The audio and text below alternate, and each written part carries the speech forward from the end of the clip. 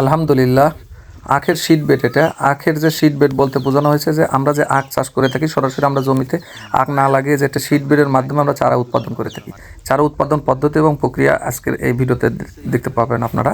বিষয় হচ্ছে যে এখানে আমরা সিড বেড করেছি। প্রথমে আখগুলো আমরা আগে কেটে নিয়েছি। আখের 2টা বা 3টা চোখ সহ কেটে নিতে হয়। আখ কাটার পরে এই আখগুলো আমরা এখানে এই যেখানে সিড বেড দেবো তার পূর্বে আগে আমাদের সেই মাটিটা আগে কোবায় নিতে হবে। মাটি ঝুরা করে নেওয়ার পরে এখানে আমাদেরকে কীটনাশক ব্যবহার করতে হয়। কারণ হচ্ছে যে এই আখগুলো মিষ্টি হয়, যার কারণে আখ মাটিতে দেওয়ার পরে এখানে এক ধরনের পোকার আক্রমণ হয়, যেটাকে উই পোকা বলা হয়।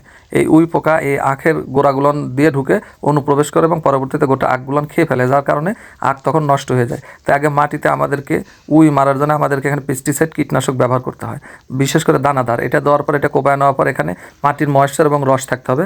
পরবর্তীতে আমরা যে আখগুলন সুন্দর করে ডুম করে কাটার পরেই এই আখগুলন আমরা এটাকে ছত্রাকনাশক যে ওষুধ যেমন ব্যাবিস্টিন বা কার্বনডাজিমের পানির ভিতরে এই আখগুলন ডুবিয়ে নেব। কারণ যেহেতু কাটা হয় আধ বা 1 ফিট পরপর 3 চোখ বা 2 চোখ মিলে, কারণ ক্ষতস্থানে মাটিতে দেওয়ার পরে ওখানে এক ধরনের ছত্রাক বা ফাঙ্গাসের সংক্রমণ ঘটে। এই ফাঙ্গাসের সংক্রমণ থেকে আখকে সুরক্ষা করার জন্য এটাকে আমরা আবার সেই কার্বনডাজিম পাউডারের পানিতে মিশ্রিত পাউডারের ভিতরে এটা ডুবিয়ে নিই। এখান থেকে ডুবিয়ে রাখি। এখানে আধা ঘন্টা বা 1 ঘন্টা ডুবিয়ে রাখার পর এই আখগুলন সমস্তগুলো তুলে নেব। তুলে নেওয়ার পরে আমরা এই শীট বেডে দিয়েছি। আলহামদুলিল্লাহ, শীট বেডে দেওয়ার পরে উপরে তেমন মাটি দেওয়া যাবে না, 1/2 ইঞ্চি পরিমাণ হালকা করে মাটি দিতে হবে এবং সারি থেকে সারি একেবারে সুন্দর করে দেওয়ার পরে উপরে এক ধরনের আমরা আওর বা খড় যেটাকে বলে এটা দিয়েছি। কারণ হলো যে আখের উপরে যেহেতু মাটির পরিমাণ খুবই কম, এখানে ময়েশ্চার ধরে রাখতে হবে, কারণ রস এবং ময়েশ্চার না থাকলে সেক্ষেত্রে আপনার আখের যে চোখ আছে চোখ বোঝাবে না খুব, যার কারণে এখানে আমাদেরকে খড়টা দিয়ে দিতে হয়েছে। খড় দেওয়ার পর এটা পুরা রোদের ভিতর না দেওয়াটাই ভালো হবে, কারণ এখানে হালকা রোদ এবং হালকা ছায়ার ভিতরে এই শীট বেডগুলো দিলে চারার ভালো চোখ থেকে ভালো চারা রোপণ হয়। এতে করে আলহামদুলিল্লাহ শতভাগ নিশ্চয়তা থাকে চারা রোপণ হওয়ার। এই জন্য আমরা বাড়ির উপরে সামনে যে জায়গা ছিল এখানে কিছু গাছগাছালি আছে এবং কিছু রোদ পড়ে, যার কারণে এই জায়গায় আমরা চয়েস করেছি এবং আলহামদুলিল্লাহ এখানে এই শীট বেডটা দিয়েছি। এটাকে বলে এসটিপি পদ্ধতি বলা হয়।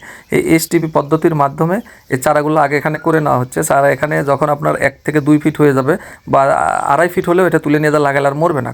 পরবর্তীতে আমরা এখান থেকে চারাগুলো তুলে নিয়ে আমাদের নির্দিষ্ট যে জমি আছে সেখানে লাগাবো। বিশেষ করে মনে রাখবেন যে এখানে 1% জমিতে আমরা যে চারাটা করবো শীট বেডে, এই চারা দিয়ে আমরা 2 থেকে 3 বিঘা জমিতে আমরা কিন্তু রোপণ করতে পারবো সেই চারা।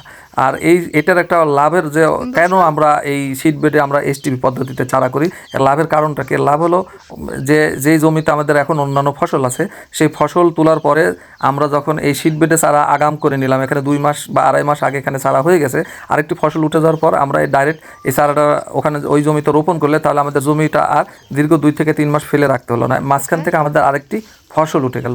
এটাই হলো শীট বেডে চারা তৈরি করার একটা কলা কৌশল এবং বুদ্ধি। এটাকে এসটিপি পদ্ধতি বলা হয়। এই পদ্ধতিতে দেখেন চারার সুন্দর শিকড় নেবে এবং এতে করে কোনো রকমের চারা গ্যাপ ফিলিং করতে হয় না, কারণ শতভাগ চারাগুলোই হয়ে যায়। আর যখন সরাসরি আমরা জমিতে চারাগুলো মানে আখ লাগাই চারা না লাগিয়ে, সেই ক্ষেত্রে কিন্তু আমাদের অনেক জায়গা নষ্ট হয়ে যায়। পরবর্তীতে সেখানেও কিন্তু আমরা এই চারাই নিয়ে যাই, শীট বেডের চারা নিয়ে যাই, গ্যাপগুলো আমরা ফিলিং করতে হয়। তো এটাই হলো কিন্তু এই শীট বেডের চারা করার একটা কলা কৌশল। এবং আমরা জমিতে যখন রোপণ করবো সেই জমিতে এখান থেকে চারা তুলে নেওয়ার পরে জমিতে আমরা রোপণ করে গোটা জমিতে আমরা পানি সেচ দিয়ে দিলে আলহামদুলিল্লাহ হয়ে যাবে।